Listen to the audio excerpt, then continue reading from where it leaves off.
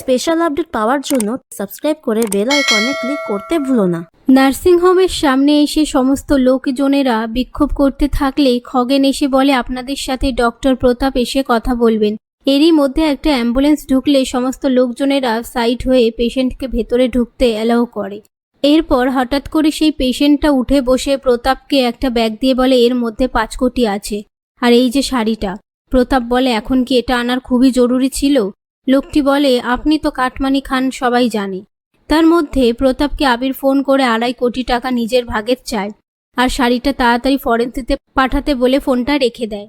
ওদিকে আলেখ্য তমসার শোল্ডারের কাছে যে সেফটি পিন লেগে ক্ষতটা হয়েছে সেটা দেখতে চাইলে তমসা পারমিশন দেয় দেখার জন্য, আর আলেখ্য সেই ক্ষত জায়গাটা দেখে।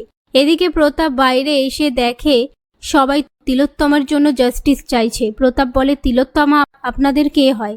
একটা লোক বলে, ও আমাদের ঘরের মেয়ে, আমরা খবর পেয়েছি ওকে নাকি জ্বালিয়ে দেওয়া হয়েছে। প্রতাপ বলে, এর জন্য তো আপনাদের বডি শনাক্ত করতে হবে, আমাদের সাথে আসুন।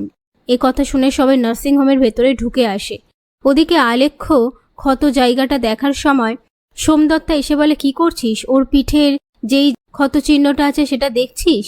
আর তমসা বুঝে নেয় যে এই সব কিছুই সোমদত্তারই প্ল্যান, সেই শিখিয়ে দিয়েছে। আর সেই কথাগুলো তমসা সোমদত্তার মুখের ওপর বলে দিয়ে বলে, আপনাকে আমাদের স্বামী স্ত্রীর মধ্যে ঢুকতে হবে না। সোমদত্তা বলে, তাহলে তুমি আলেখ্যকে কেন আপনি আজ্ঞে করে কথা বলো, এসবের মানে কি? তমসা বলে, যেদিন প্রশ্নের উত্তর খুঁজে পাবেন দেখবেন প্রশ্নটাই ভুলে গিয়েছেন।